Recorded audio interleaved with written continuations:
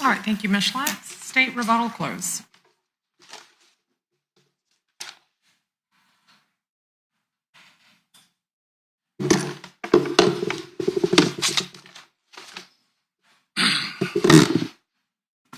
Please the court. Yes. Counsel. There is a lot of pressure.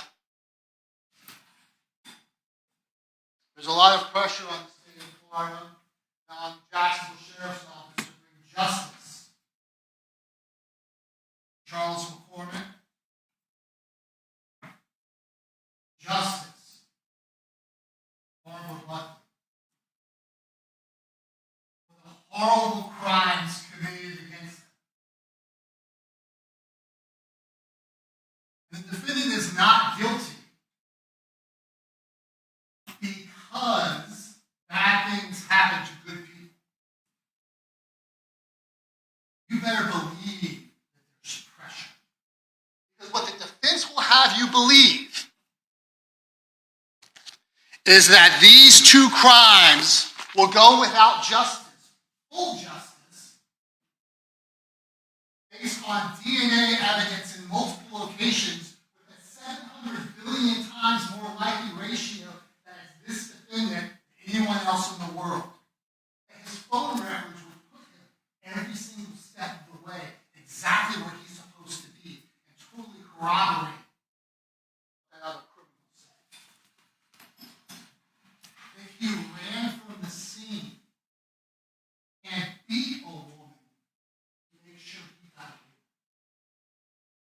Innocent people don't run away and break into the houses of citizens on Townsend Boulevard because they're just along for the ride. We heard an hour closing argument from Ms. Schlatt, and God bless her. She is upholding the defendant's right of counsel to zealously represent him within the bounds of the law, and she did that. And she spent 59 minutes and 30 seconds talking about Charles McCormick, about 5 seconds talking about Barbara Butler. Why do you suppose that is? Why were these crimes charged together? And Ms. Schlatt is right that you're to consider their verdicts separately. We considered all the evidence in the case. The evidence against Hakeem Robinson and the evidence against Leroy Whitaker were both charged together because you can't unravel. This is one criminal episode. And the evidence against Barbara Buckley 1,000% proves he was involved in the murder. Why else do you break into a woman's house and grab her and say, I'm going to hurt her? Why on earth do you do that? Unless you're with the big gun. And that's why it wasn't discussed. Because if you analyze this case in total, there is no reason. She talked about the evidence is DNA. The evidence is cell phones. The evidence is blue, and the evidence is barter. She left out a really, really important thing. And that is your God-given common sense. Your ability as a human being to realize that 2 plus 2 equals 4. You can make logical inferences from the evidence to speak to what the truth is. Not only barter can lie all day from the witness stand, but you have judgment. I'm going to go through a whole bunch of things that prove that Dominic Barter didn't lie. He's a liar. And a criminal.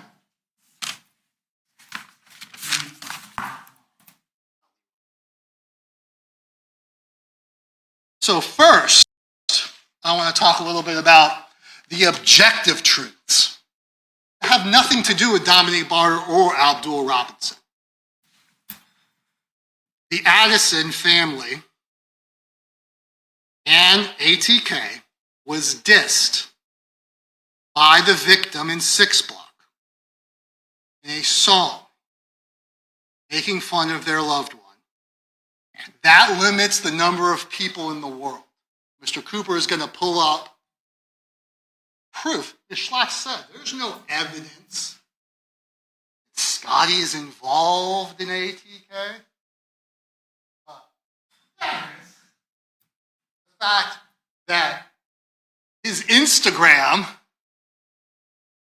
has ATK on it. You can just circle that through.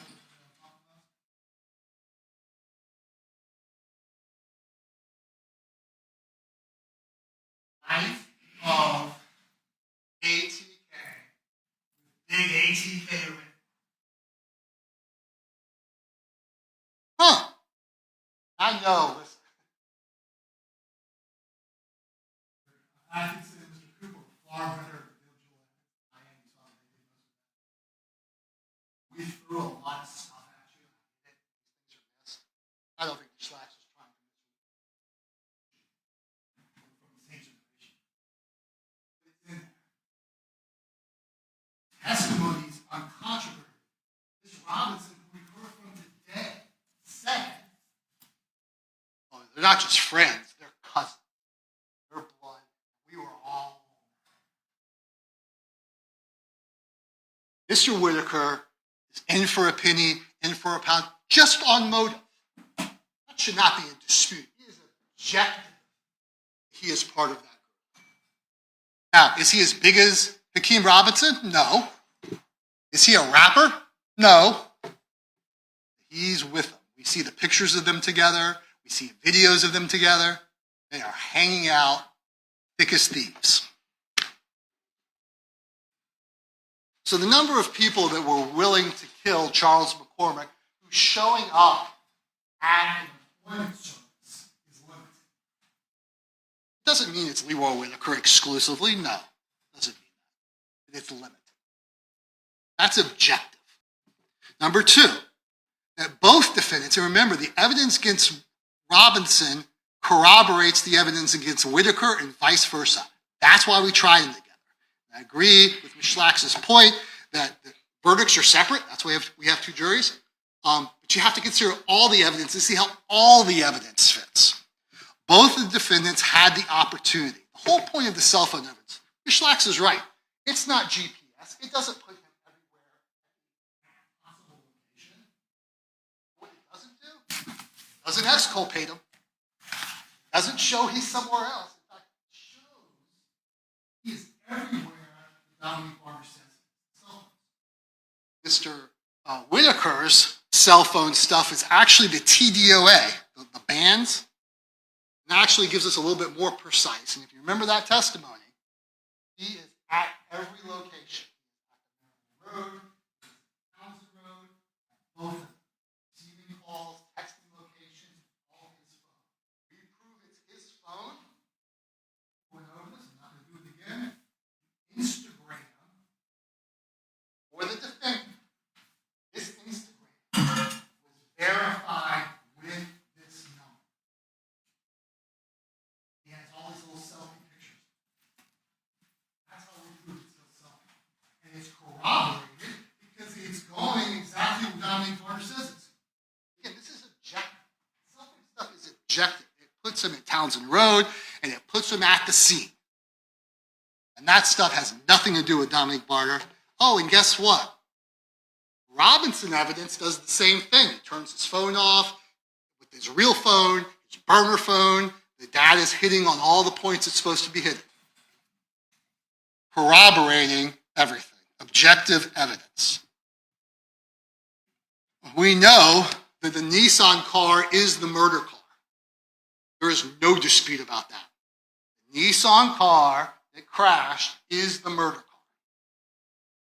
That was trailed and followed by the police from the scene of the murder, from the dash cam, until it crashed on Townsend Boulevard, and people started running from it. Right? And we know that the shooter fled from the car with the weapon. The same weapon he used to kill. It's Hakeem Robinson, there's no doubt about that. The same weapon he used to kill Charles McCormick is the same weapon somewhere in Tree Hill Preserve. The same weapon he had in that video that you can see, the video, Bang It Up video. Same you can see. And that guy ran out with his gun. He's got to be ready to murder. These guns are irrelevant. They're very important to the case. They're not the murder weapon. He took his murder weapon and got rid of it. That is why Downey Barnes wouldn't let him use his pistol. Hey, you're not using this. You're going to throw this away after. You can't even call it a murder weapon. You can't have my gun. You got to use your own gun.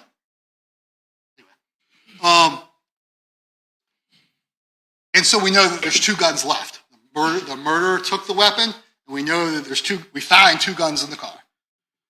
Mr. Robinson was linked to the murder car in three ways.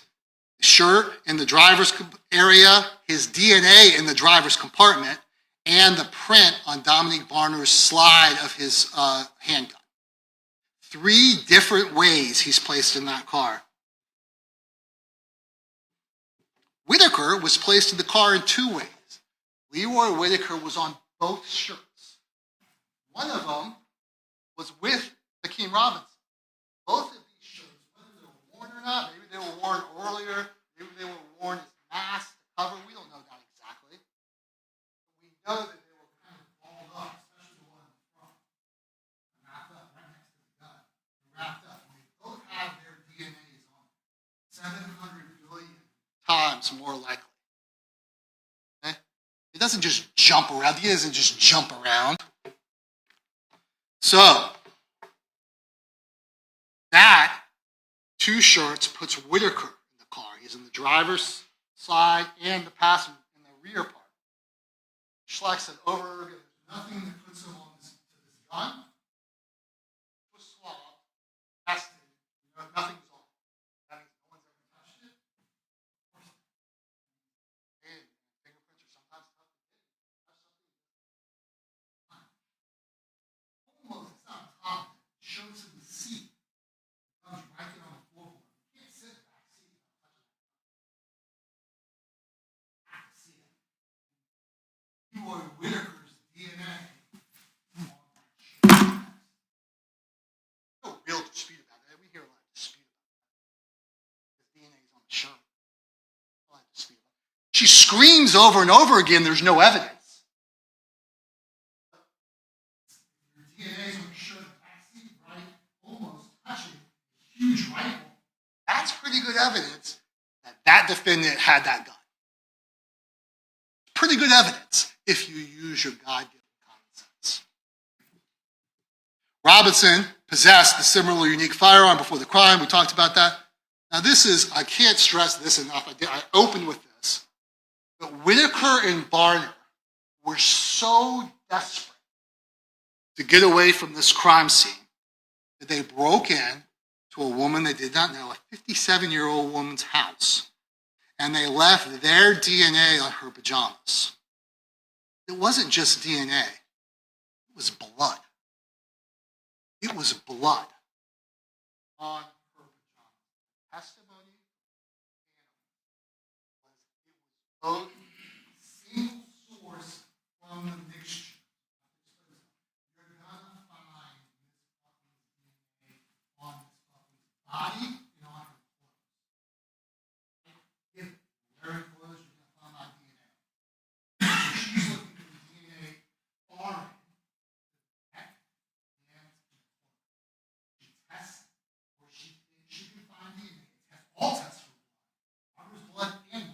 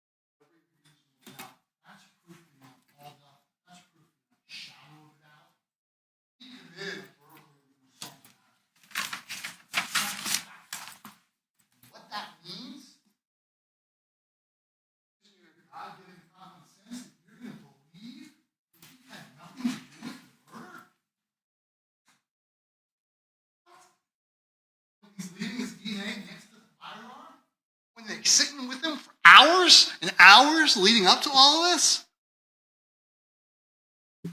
Whitaker and Barner got picked up by Blue. We have the pin track, we have the cells. Blue pled to doing that. He said, Abdul Robinson, I came out, picked these guys up, and they got me on the hook for the accessory after the fact. These are undisputed facts. Robinson is right-handed, wore a black and gray hoodie, just like the one the shooter has. Robinson was very happy about the murder and liked to brag about it. The video proves that the descriptions of the shooter were all wrong. So let's talk a little bit about motives to lie. All of that evidence, I submit to you, we don't need one at all. We still have to analyze what he has to say with the known evidence. Is he telling the truth? He is a liar. Should he be lying? Those are two very different questions. Very different questions. So, Barner, first of all, this is a minor point. Barner and all witnesses, every witness, met with the prosecutors and the defense attorneys before testifying. We heard a lot of questions like, well, how many times did you meet with the state? That's implying that somehow Mr. Cooper and I are telling these people what to say. It was a little crappy job.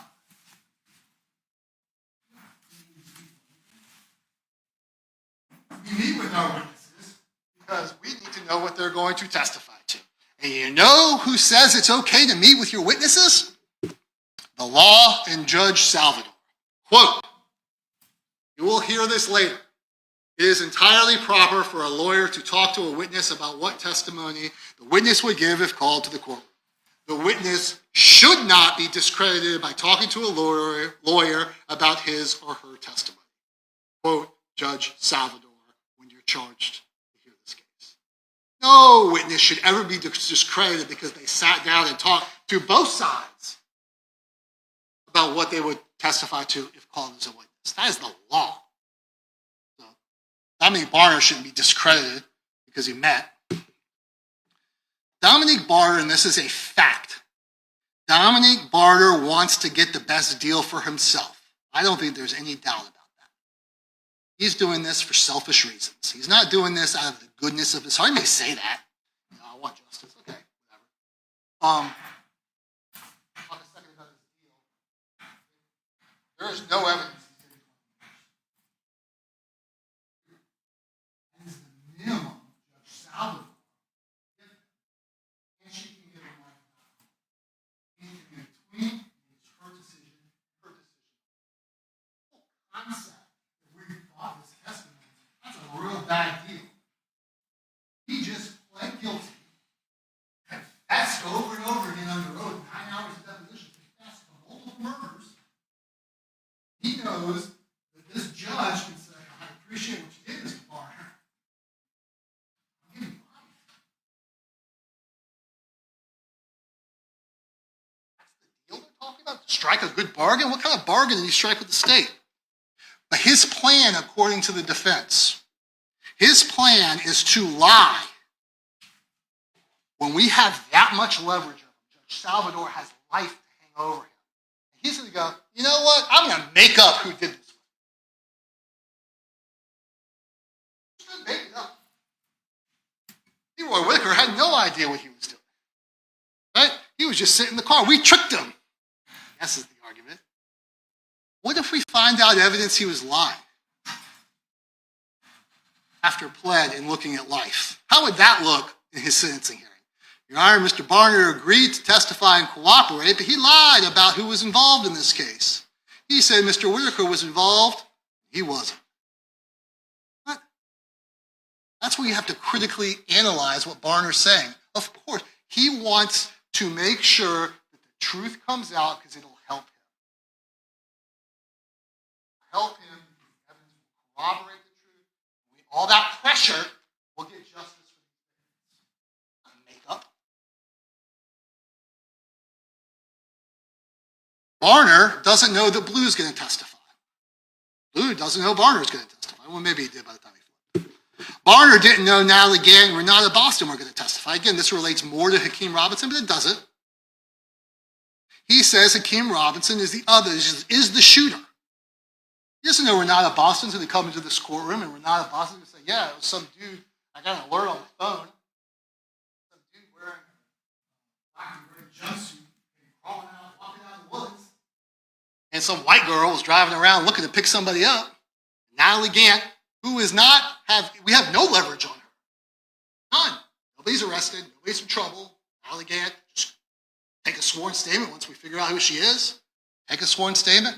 Yeah, Witten, picked up Hakeem Robinson from the exact same location that his phone's pinging that we have that little map. That corroborates Barner. And that means he's telling you the truth about all this stuff. Barner didn't know that the digital expert Latham was going to do a body morphology and conclude the defendant could be the person behind the mask. Same argument. Has to do more with Hakeem Robinson. This means he's telling the truth. When he says it's Hakeem Robinson, he doesn't know that we're going to spend $70,000 on some digital expert to go, yeah, that sounds like him. Kind of looks like him. It matches. It's consistent.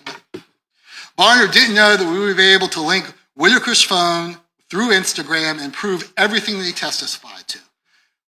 Barner couldn't have known the cloud would capture proof that Robinson's burner phone was his and would link Robinson to the murder. I mean, for all of Dominic Barner's issues, I don't think his brilliance is going to be argued by anyone here. So he's supposed to know all this stuff and predict it? Barner could not fabricate the DNA evidence. He could not fabricate the print evidence. That is overwhelming, and it proves this defendant's guilt. Barner didn't know that Robinson's known cell phone would be turned off during the murder, but his cell phone data from his the cell phone from the burner phone would be hitting off the towers. He also didn't know that the cell phone data from the known phone, which we remember we did.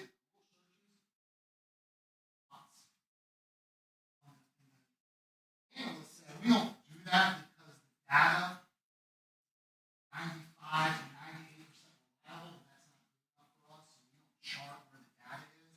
We know there's some anomalies.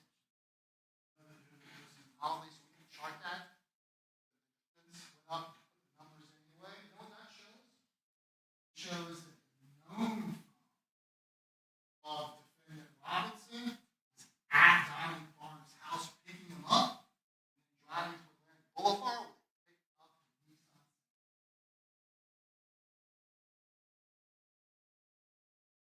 Then it magically turns back on when everyone's together and all the crime is over. Interesting. How does Dominic Barner know that? So let's talk about the principal instruction. So we heard that over and over and over again. Mr. Powell's going to pull that up. So again, using your common sense, this is how we prove it's a principal on Charles McCormick. Okay? We're past the broken with that. Past proof beyond reasonable doubt, and that is really, I said to you, enough evidence to prove murder, because nobody does that to an innocent woman unless they're blaming the police for a reason. But let's analyze it a little bit more. We know that they were all together for hours. This plot is all night. They're actually sitting in the apartment of Charles McCormick waiting for him.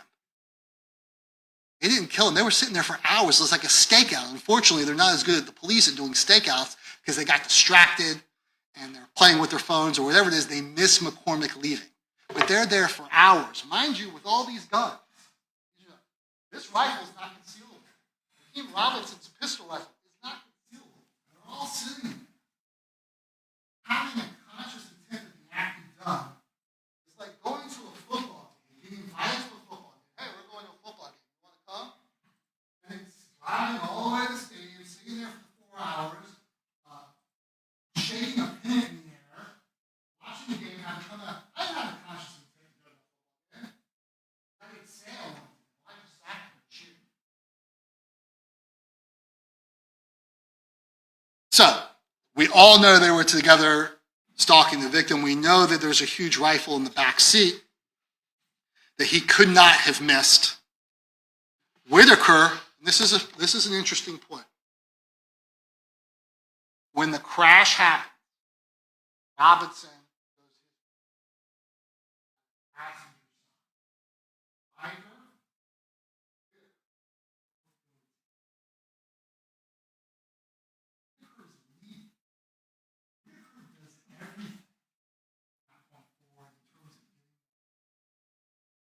He jumps over the fence first, presumably cutting his leg. Arm is right. Then they follow each other, Whitaker leading, into Miss Buckley's home. He is leading the escape, leaving his blood unmistakably on her leg. Barbara Buckley's testimony proves to you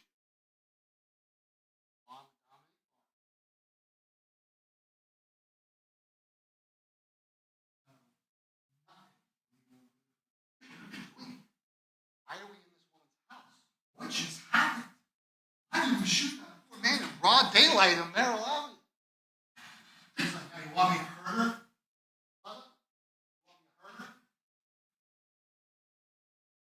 Barbara Buckley doesn't hear a word of animosity, doesn't hear a word of fighting, doesn't hear any conflict between the two.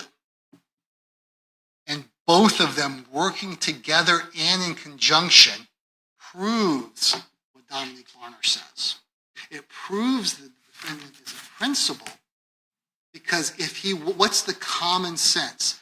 I just witnessed a murder I had nothing to do with, and now I'm breaking into a woman's house to get away? Am I going to work with the person that was obviously in on it? Driver? No. No. They were picked up together, both wearing the Buckley pajamas, having both left their blood all over Miss Buckley. Working together as principals. And they all have the same motive. They all have the same motive.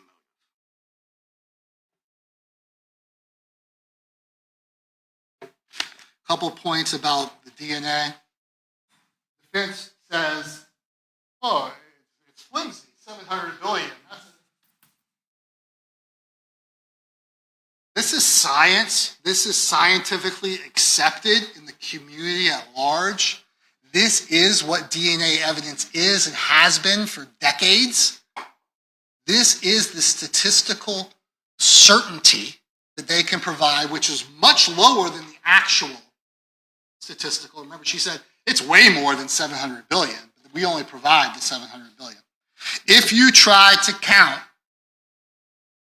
to 700 billion, it would take you 25,900 years to get to that number. You would count 1, 2, 3, without breaks, never sleeping, never drinking, never eating, never dying. It would take you 25,900 years to get to 700 billion. There is no doubt the blood is the defendant's. DNA on the shirts is the defendant's. There is no doubt. 3 people, 3 guns, couple of small points. The search warrant of the Whitaker home, he's arrested months later. Remember, we didn't arrest Whitaker for the burglary with assault or battery because we didn't have the DNA for months. Hakeem Robinson was developed as a suspect very early because of he had those results.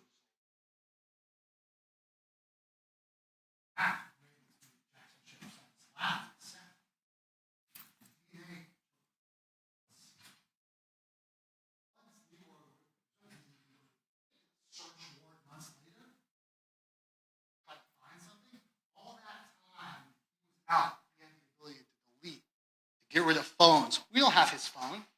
To get rid of clouds, to do all kinds of things that he wanted to do to make sure that evidence wouldn't be discovered. Wires and putting people together. The defendant was in jail charged with a crime that we are trying here today and had a lawyer appointed to him. He had counsel appointed. So all these neat little tricks that they think we can do stop by having a lawyer, and he's charged in this case. You know, they say that Barner is a bad liar. He's bad. He's a liar.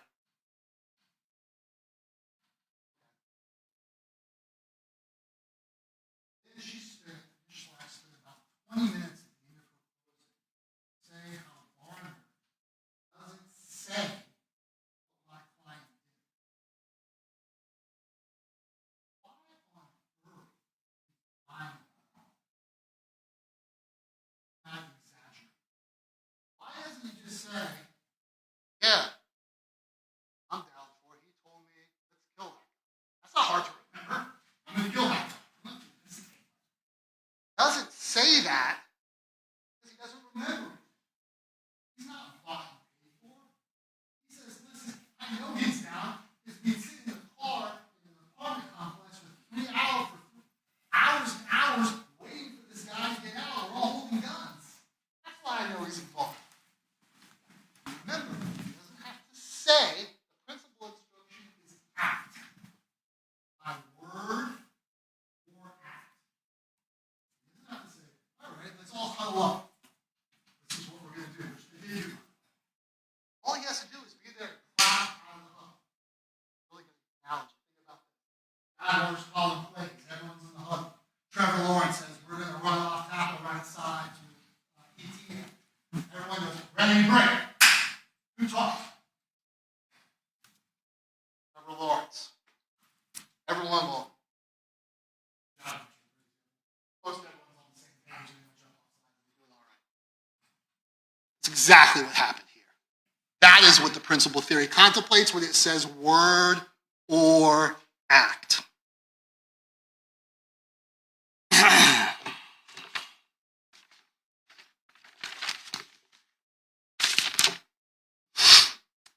Beyond and to the exclusion of a reasonable doubt, maybe the defendant is just the most unlucky person on the face of the earth. His DNA is everywhere. He didn't know anything that was happening. And everybody's just coming in here and lying on him. He's just guilty. Beyond and to the exclusion of a reasonable doubt is not possible doubts. It is not X-ray machines at the airport. We talked about that in jury selection. Have a blow dryer or a gun. The person who's checking the X-rays has an absolute duty to confirm what these things are. Okay? Not a reason to do that other than the presentation of all of this. The law doesn't contemplate all doubt. If there is a possible doubt that the gun is getting on a plane, don't let it on the plane. That is not the law. The law says that such a doubt should not influence you to return the verdict of not guilty if you have an abiding conviction of guilt. Reasonable means logical, well-founded doubts. That's what reasonable doubt means. Reasonable doubt, I agree, we have to get you across the river. It can mean that the boat gets wet. It can mean that there's a hole in the boat. You still get across the river. That's what reasonable doubt is. We have to show you common sense and evidence that this man was a participant in the murder of Charles McCormick and beat and battered Miss Buckley when he entered her home to escape the police. And when you combine all of these pieces of evidence as one and analyze Abdul Robinson, analyze God, and say, I don't like him. Harm, checks out. You have it. Same level. Proof is the same as if you steal a pack of gum.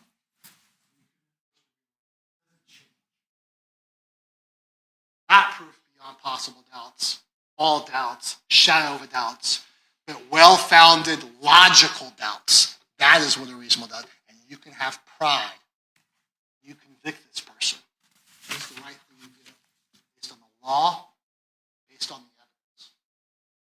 He's guilty. He's not the unluckiest man on the face of the earth. Just was in for opinion. He didn't count. Trail of evidence. He didn't count Dominic Barner and Hakeem Robinson coming to this court. He didn't count on the cell phone records and Instagram records that would prove where he was. He didn't count on the Jacksonville playing acid and how the tiniest little bit of unique time can be discovered. He didn't count on any of that stuff. Hardest part of doing this is knowing Charles McCormick's family. Charles McCormick.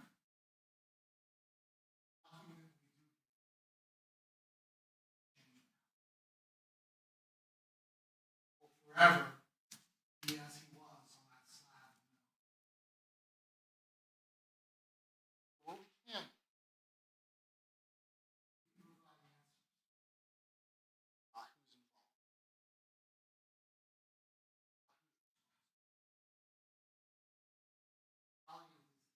Screens Leroy Whitaker responsible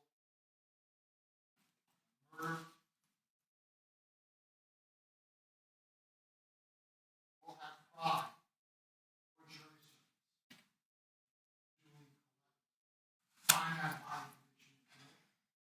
Check that box. Pull that.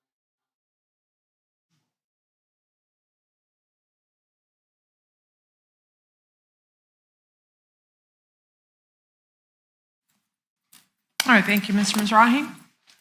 All right, ladies and gentlemen, as promised, then we are recessing for the evening. If you will, please leave your notepads behind. We'll lock them, secure them, return them to you when we reconvene tomorrow.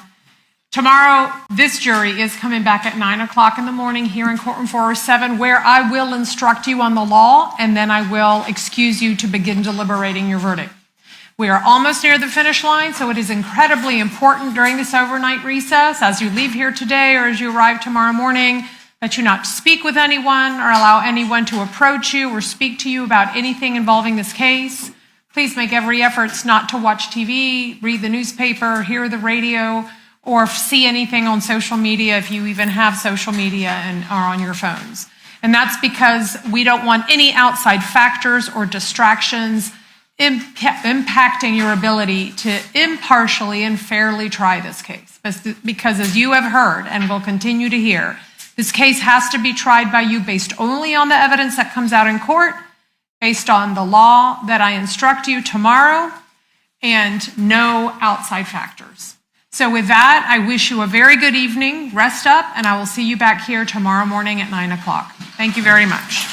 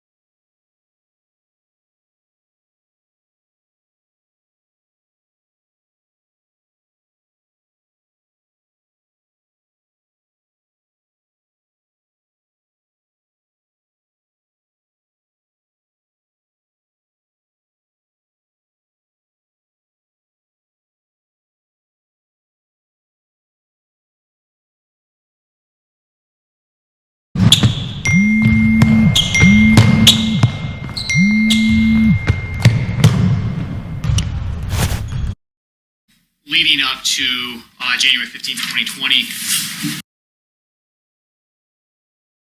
Hakeem Robinson was living with you.